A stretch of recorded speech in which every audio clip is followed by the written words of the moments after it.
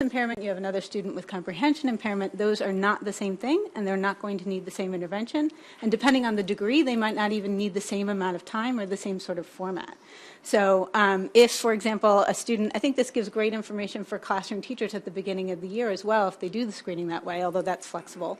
But if a classroom teacher discovers that 30% of her classroom, there are students who have struggles with phonological awareness, she could adapt classroom instruction to incorporate more phonological awareness training. Okay, yeah, and I think you've answered the question, but just to underscore, it's not pushing any one curriculum. Oh, no. Okay. There's no one curriculum curriculum that could address everything. The pushback from teachers sometimes. So. Yes, okay, yes. Thank you.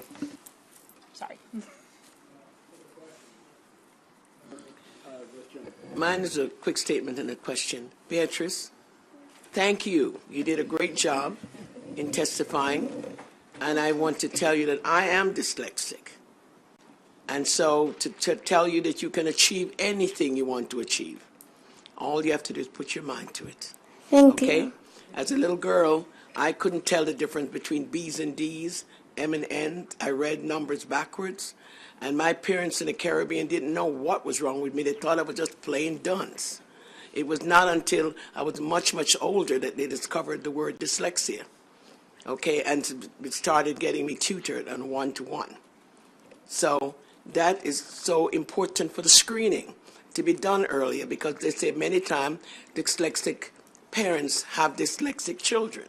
And I have a dyslexic son that he was, again, I didn't pick it up, even though I'm dyslexic, because he had excellent auditory memory. So he memorized everything they said. So when the teacher asked him something, he could answer it. Until one day I decided to sit down with him and realize that boy couldn't read.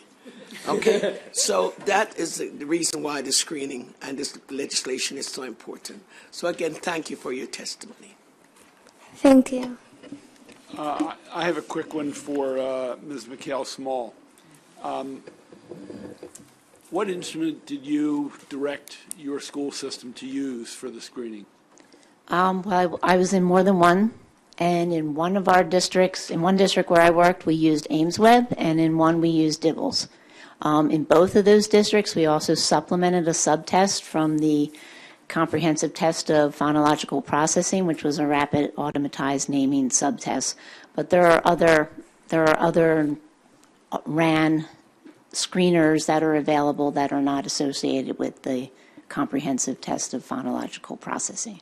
Woodcock-Johnson, Stanford, Iowa, Star, any of those? There are some subtests on the Woodcock-Johnson that do test that. There are some subtests on the Kaufman test of educational achievement. So there's a large number of possible screening instruments that could fit the requirements of this bill.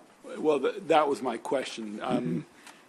There are some characteristics or defining terms for kindergarten, first, second grade. Right. I'm not seeing it right now, but automatic and fluent single word recognition with nonsense and real words. Mm-hmm. I mean, all of those would. Yes, there are many cover different. Those. Yes. Okay. Mm-hmm. Thank you. Further questions? Seeing none, I want to thank this panel. Thank you very much. We're going to move to the next panel, and that would be Diane Goff, Rand Bowman, Audrey Potter, Abby Brocker, Aaron Parker.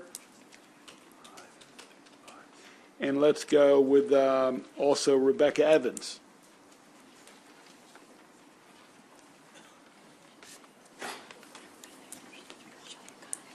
Sit wherever the microphones will move. And you may proceed in whatever order you choose. Good evening, Chairman and committee members. My name is Diana Goff, and I work in the English for Speakers of Other Languages, or ESOL office for Prince George's County Public Schools. I am here speaking as a parent and from my experience as an ESOL teacher, but all opinions are my own. I have had the opportunity to teach ESOL students at the elementary, middle, and high school levels, and have seen too many ESOL students struggle to read and understand the curricula. We need to have something in place to help prevent reading difficulties and to help struggling students before they fall too far behind. In 2018, only 10.2% of fourth grade English learners were on grade level in reading, and only 1.8% of our eighth graders and 3.7% of our 10th graders were on grade level for reading. We must do better. One of my tasks is to screen potential ESOL students to determine their English language proficiency levels. I often test students midway through their kindergarten or first grade year. These students often still struggle just to recognize the beginning sounds in words, let alone decode or read an entire word accurately and fluently. Our English language learners across Maryland need the early warning system provided by the Ready to Read Act. Many ESOL students born in the U.S. are transferring to us from other Maryland school systems. Their lack of reading skills is not because they are newly arrived to the U.S. This bill would not only screen our youngest pupils in areas predictive of future reading ability, but also screen students who come into our system in second grade or higher if they were not previously screened for risks of reading difficulty. The Institute for Education Sciences Practice Guide, entitled Effective Literacy and English Language Instruction for English Learners in the Elementary Grades, reports consistent, strong evidence to support screening English learners for reading problems, providing small group interventions, and monitoring progress. The screeners ask students to manipulate speech sounds, which doesn't require a high level of English comprehension. As an ESOL teacher myself, I did not receive thorough preparation in the essential pre-reading and early literacy skills. For my own ESOL students who struggled to read, I often felt inadequate, and the advice I received from peers was uneven at best. We must assure that our ELs, who sometimes come to us with interrupted education or lack of literacy in the home language, are provided the reading interventions they need to become productive members of society. Thank you.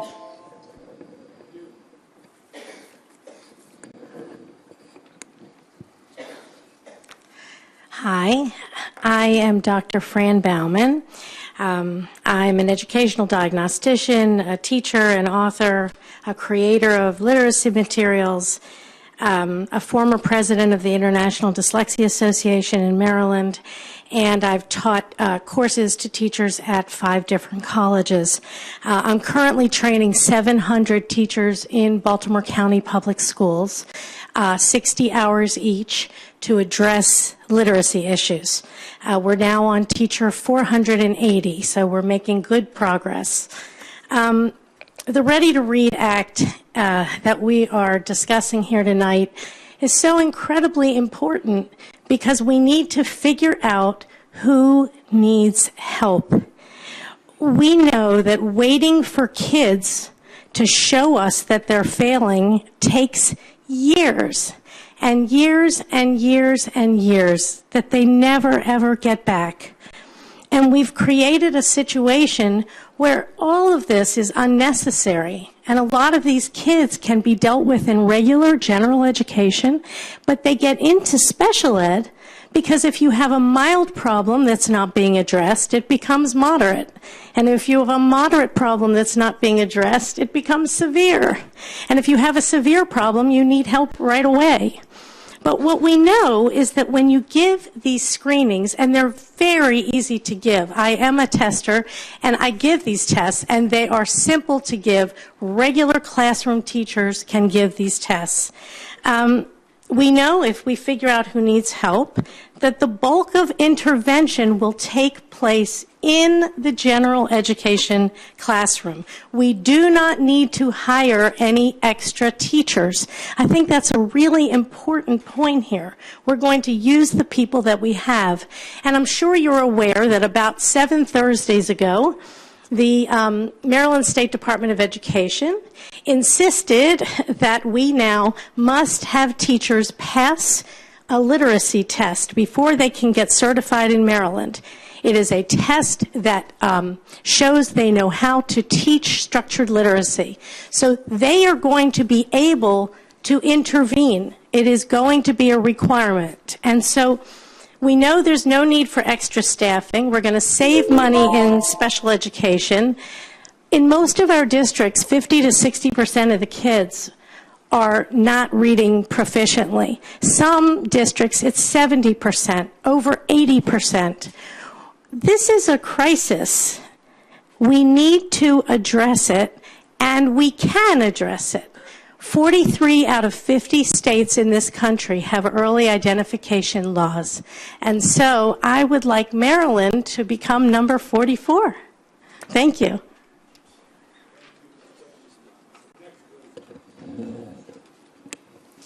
Good evening, Chair Pinsky and members of the committee. My name is Audrey Potter. I am a practicing school psychologist and the legislative chair for the Maryland School Psychologists Association, or MSPA. MSPA is a professional organization representing about 600 school psychologists throughout the state of Maryland. I am here today to voice our strong support for the Ready to Read bill.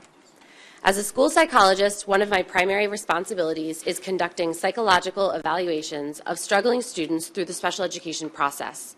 The most common referral concern is for reading difficulties. By the time students are evaluated through the special education process, they are often significantly behind. In fact, research shows that 75% of children who are behind in reading at the age of 9, which is at about 3rd or 4th grade, will continue to struggle with reading throughout their school career and may never catch up. As we have heard, this bill will require screening of specific skills that research demonstrates are highly predictive of reading success, an area in which Maryland currently lags behind many other states. According to 2018 PARCC results, almost 6 out of every 10 Maryland students did not meet the proficient standard in reading. Those students are then at risk of falling behind in every single academic area. Students who fall behind in reading are also at risk for secondary negative outcomes, including emotional concerns such as anxiety and depression, as well as behavioral difficulties that may manifest at school and at home. MSPA stands behind the Ready to Read bill because we are deeply committed to ensuring reading success for all students, and that goal is met with the universal screening protocol set forth in this bill. Screening tools are brief, easy-to-use measures that can be administered to all students in a relatively quick time frame. Successful screeners are valid, reliable, and demonstrate predictive power. They consistently and accurately measure reading skills and can predict future reading difficulties. Screening results can then be used to provide evidence-based, targeted interventions designed to address the specific areas of concern for each student before that student experiences significant reading failure. The screening and intervention requirements outlined in this bill are specific enough to be effective, while still allowing flexibility to individual school systems to select screening tools and interventions that fit their specific needs. For all of these reasons, MSPA stands in strong support of the Ready to Read bill and respectfully asks the committee for a favorable vote. Thank you.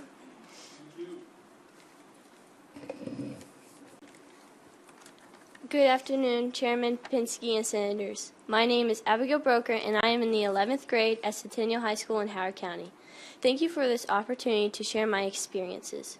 I showed signs of dyslexia from the moment I could talk and well before entering school. But Texas did not screen for reading difficulties at the time. In 2nd grade, my school provided a formal evaluation which showed that I was dyslexic. I was put in small reading tutoring groups and other programs which the school provided because Texas did have laws in place to help with reading and dyslexia. In 5th grade, my family moved to Tennessee, but there were no laws to help me.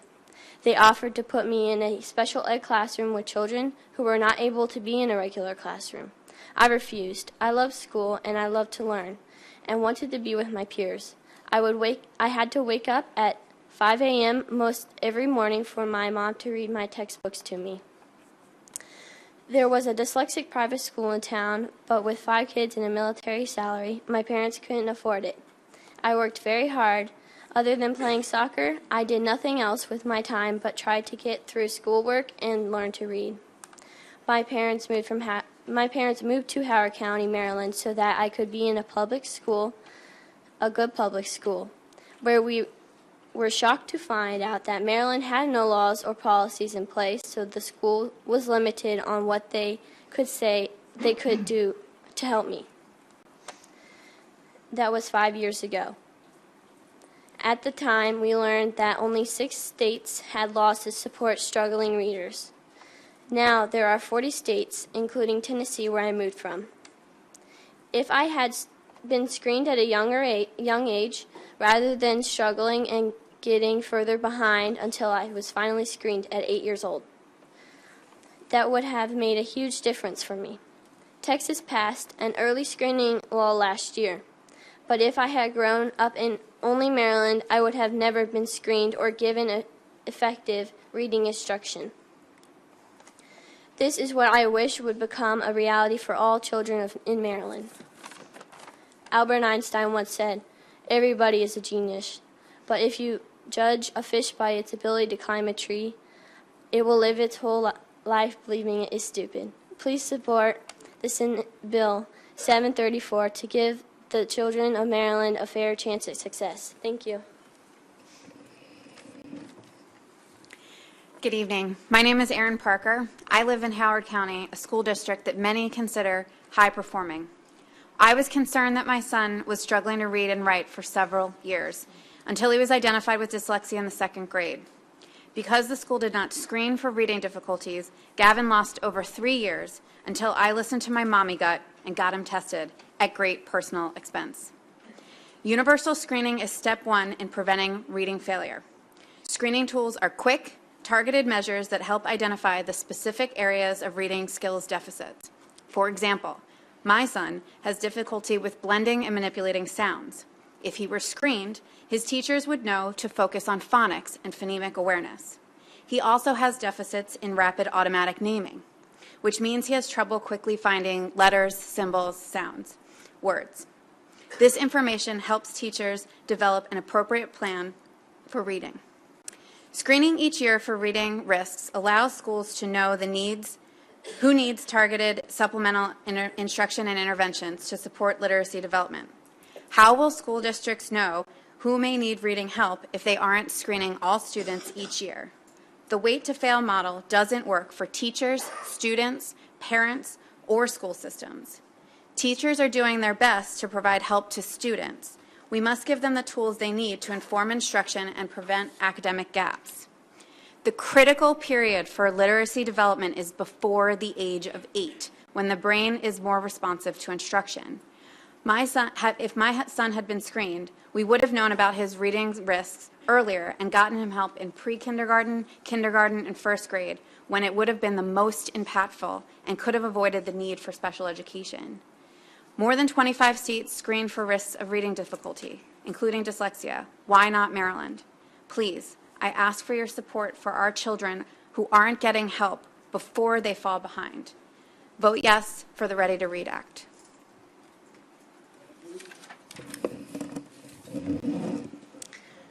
Good evening. My name is Rebecca Evans. I ask you to vote in favor of Bill 374 and help children like my son who are refused the help they need by the school system.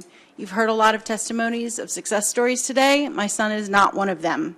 My son Tyson is 13 and he attends 6th grade in Anne Arundel County. He reads at a rate of 48 words per minute. He has a processing speed of less than 2%. In 4th grade, Tyson was evaluated by Hopkins and found to have specific learning disabilities in reading, math, Tourette's, and ADHD. However, Anne Arundel County refused to accept the diagnosis. In 5th grade, we finally got Anne Arundel County to test my son, and the test came back congruent that he had problems with fluency, executive function, and processing. But the school still refused to grant my son interventions. They refused an IEP and told us that even if our son does have a disability, it does not affect him in the classroom. I asked, how does reading at 48 words per minute not affect you in the classroom? It affects him every day at home. He cannot read a menu before the waiter comes back to tell her what he wants for dinner. He cannot read the street signs as we pass them. He cannot read the game cards on the playing games we play at home. It affects him every day. But since there's no standard for screening tools, the school can choose to ignore my son's disability in favor of his subjective grades. For 2 years, we've attempted to get accommodations. We hired a special education tutor at our own expense and proved his reading rate up from 24 words a minute. But the school claimed this improvement was proof that he still didn't need help. Finally, we filed for due process, but we lost. The judge cited my son's good grades once again. Within 2 weeks of the end of the case, we began receiving emails from his teachers Tyson cannot complete his work. Tyson cannot keep up with his peers. Tyson is failing. Now, 3 months later, my son is failing. He comes home frustrated, angry, and in tears. I have no way to help him now. I cannot continue to afford a special education tutor. Why must my son fail before he gets the help he needs? Thank you.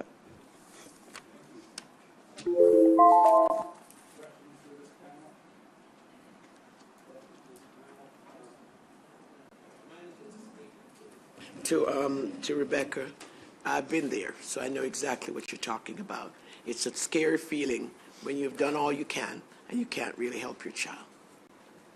Thank you. We hope we can do something about this. Yeah, I would also point out that the Kerwin Commission has explicit recommendations about reading in the dyslexic screening at early ages and RTI efforts at the early years, and actually putting a significant amount of money into the RTI effort and tutoring at early ages after the screening takes place. So regardless of this bill, the state is moving forward on not only the recommendations but funding them if we get Kerwin funded. So that's happening on a separate track besides this bill.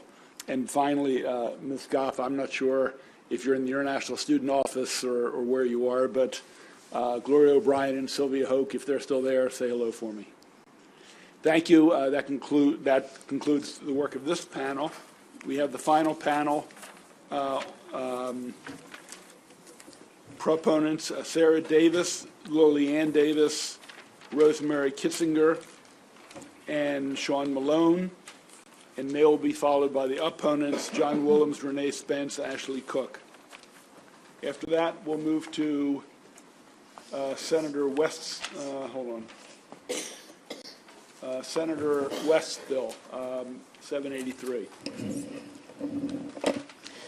Good evening. My name is Sarah Davis. I am with Parent Advocacy Consortium, the founder of Parent Advocacy Consortium, a grassroots organization that protects and supports the civil rights of our children with disabilities.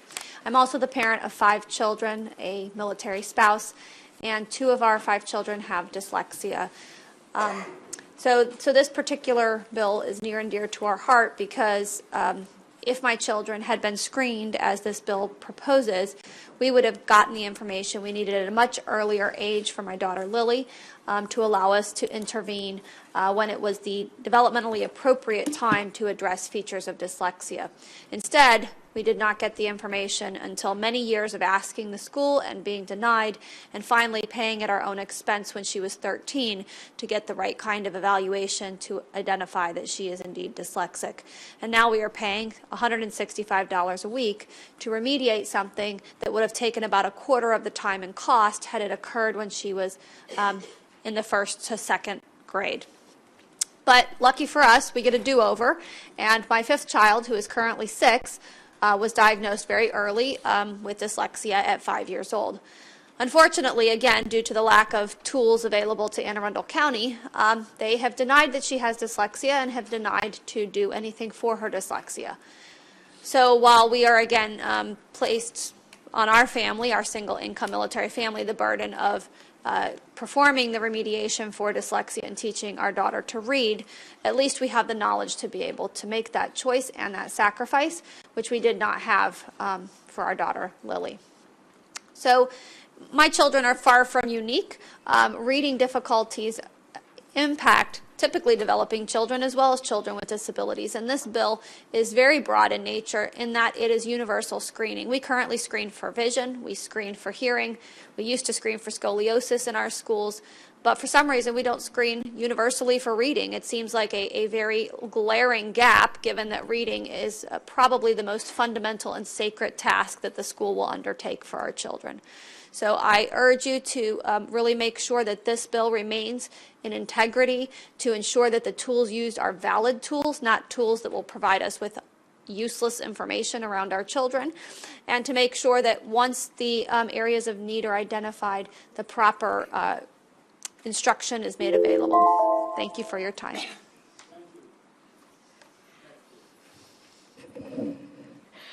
Good evening. My name is Lillian Davis. I am a ninth grader at South River High School. Only last year I was diagnosed with dyslexia at my parents' expense. The Anne Arundel County has continuously denied that I have dyslexia, and they have never provided any interventions with it. Maryland children need dyslexia interventions so that they can learn from an early age how to read and how to confront dyslexia and overcome its challenges. With this bill, they would be able to do that, and so please support this bill.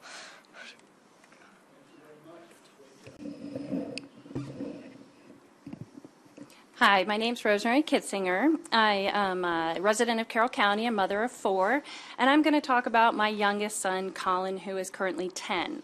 Colin going through school, we saw in kindergarten and first grade and second grade he struggled to learn how to read and to write. And, we'd ask the teachers, are you concerned? Are you worried? No, he'll get it. He's a boy. He's just, the light bulb hasn't gone off. He'll get it. Well, by third grade, he didn't get it. And now, after we did private assessments, he was significantly behind. He was also frustrated, he was anxious, he had school avoidance behaviors, and he was bullied. He was 9 years old at this time. When we tried to acquire an IEP with our outside assessments, the school wanted more assessments. One of the assessments the school system psychologists wanted to do, they didn't actually own. So we requested an IEE because they didn't own the assessment, and she said it's the best to screen for this. The county chose to file due process against Colin because it's not against the parent, it's against the child. We spent 3 days in due process. The county spent $36,578 to not assess my child or allow him to be assessed or acknowledge that he had reading difficulties. It is ridiculous. We are not a family. We are a one-income family. We are not a family that can afford the tutoring, the private school, et cetera, but we have gone to great lengths to pull Colin from public school, which I'm a firm believer in, and place him in private school so he can receive the interventions. Because after all of that, they still didn't offer the interventions that he needed. So I'm going to make this simple. I'm a life member at Bethesda Chevy Chase Rescue Squad. I have been very actively involved over my earlier years before children. And as an EMT, we have 2 basic things we go on every call knowing. Without A, you don't have B. Without B, you don't have C. Airway, breathing, circulation. This is ABCs to me. Without A, reading, you don't have B, which is writing. And without B, A and B, you don't have C, which is a proper education. Also in the medical field, there's what's known as the golden hour of opportunity. So anybody who's a trauma, a stroke, a heart attack, we know within the first hour of an event happening, if we get a patient to the hospital and get the right interventions, they have a better chance of having a better outcome. Same thing with our children for reading. There's a golden hour of opportunity, and this is it. Please pass this bill and help our children. Yep. Good evening. I usually testify on behalf of the client. I don't come here on behalf of the client today. I am Annapolis's dyslexic lobbyist. 40 years ago when we came to Montgomery County, my family moved, I entered public school for the first time, and I simply just sat in the back of the classroom. They were unable to teach me. Now, by the grace of God, my parents are speech-language pathologists, both of them. So I got a lot of work outside the classroom. Never on a college track. In fact, guidance counselors had me in courses that I could work in a restaurant. Through college, through graduate school, I struggled. And it wasn't until I started working with students that I learned how to learn myself. Dyslexia is not a disability. It's the disability of the school system and the inability to teach and identify these problems amongst these students. My son, Joshua Jones, would have been here with me today to testify as well. He is dyslexic. It's so hereditary. My stepson has it.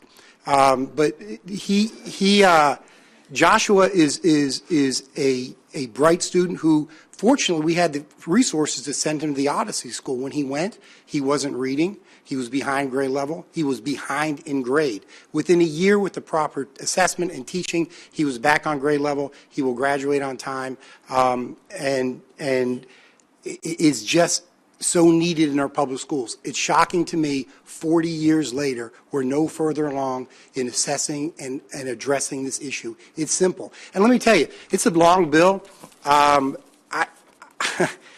screening shouldn't be hard. We're your best looking, most athletic, brightest, most articulate students with the bad grades, because the teachers aren't able to teach us. This is not a hard issue. I get there's expense involved, but we have a whole group of very intelligent young men and women who are just being denied an access to the constitutional education that they are promised in this state, because we won't test and we won't address these issues. And with that, I submit and urge a favorable report. Thank you. Question for this panel, seeing none. Thank you for your patience and your contribution. We're going to move to the opponents. I missed one earlier. I have John Willems, Renee Spence, Ashley Cook, and Mary Louise Collins.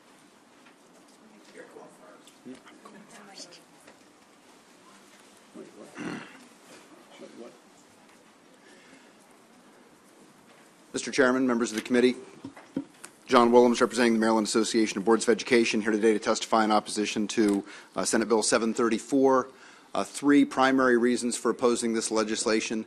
One is that it is, in our opinion, unprecedented in scope and specificity relative to the types of screenings required, the extent of the specificity with regard to pre-K, K, and first grade levels, the specificity with regard to the interventions and strategies that need to be provided.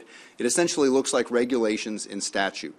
This was much more true of the bill last year, which we did work through with the last year's sponsors to sort of winnow down and work toward a conference committee approach that would have shifted the burden of doing this to MSDE through the regulatory process with stakeholders in that arena, which this committee, many of you have heard, may advocate for an issue like this being addressed in that arena many times in the past. I want to focus also on the scope of this legislation and perhaps some things that could be addressed through drafting, but it essentially requires at some level all 30,000 pre-K kids getting assessed. And so that's the number of pre-K students we have. That number just about doubles once you're talking about first graders. But at some point you have to assess every child under this bill, and that is a massive amount. That adds up to somewhere between 312 days and 625 days of solid testing, whether you're talking about a 15-minute assessment for pre-K students or a 30-minute assessment for kindergartners. So relative to this committee's interest in limiting the amount of testing, this bill is certainly contrary to those initiatives. And then it's very, very expensive. And Mr. Chairman, as you referred to Kerwin, the fiscal note indicates that school systems, in making their best effort to look at the number of reading specialists and intervention folks that would be required to implement this, again, very broad legislative mandate, the numbers are significant. And so based on scope and cost and our strong preference that an issue like this be dealt with in the regulatory arena and not codified in statute, we request an unfavorable report. Thank you. Okay, good afternoon, good evening, Mr. Chair, Madam Vice Chair, members of the committee. For the record, my name is Renee Spence. I'm here representing the Public School Superintendents Association. It's very difficult for me to sit here in front of you tonight and oppose Senate Bill 734. I started my career as a special education teacher. But the reason I'm here on behalf of the superintendents opposing this bill is that it's much too prescriptive. It's different from the conference committee report from last year, for those of you who weren't here. Senator Pinsky mentioned some of my testimony. Last year, the General Assembly passed Kerwin Light, so to speak, early literacy grants, $2.5 million to focus on K through 8 reading literacy with a focus on K through 3. This year, we're all anxiously awaiting Kerwin legislation, which again will be talking about working with struggling learners, transitional supplemental services, I believe it's called, with money attached, which basically is tutoring for our struggling learners. So it's not that we're opposed to this. We would like to see a coordinated effort of all the things that are coming forth out of the General Assembly that will address pre-K through 12 through Kerwin and the funding so that we can coordinate. Also, I do want you to believe that your school systems are assessing children early. We have the K through the KRA, the Kindergarten Reading Assessment. We also have reading programs that have assessments included as part of the reading program. So this is outside of the 2% assessment cap, which I don't understand that, because 2 or so years ago, we were putting a cap on assessments. I just think we need to coordinate our efforts in the best interest of all our students. Thank you. Madam Vice Chairman. Renee, I always agreed most of the time with everything that you say, because we're usually on the same wavelength. But this time I don't, because we've got to fix this problem. When I heard Sean testify 40 years ago, my son was 40 years ago. 40 years ago. And when if you go and look into our juvenile facilities and into our prisons, that's where they are. Because nobody helped them when they were not properly screened. They did not know. I had to threaten to sue Board of Education to get my child into a program. And he did not, and it didn't last long, because they put him in there for 2 semesters and put him back into the public schools, into DEC. And I didn't have the money to send him to Odyssey or to Jessamy schools. Those were the schools that were for dyslexic children. The reality is that we have got to do better. We've got to find a way, Mr. Chairman, when we're looking at this bill, to see what can be done in this bill. Maybe not to the extent what's drafted, but we've got to do more than we're doing now, because we're not doing it far enough. We're not going far enough. Too many of our children are failing. And when they're in what I would say, their self-esteem is broken. And when they can't get there, it's a horrible feeling.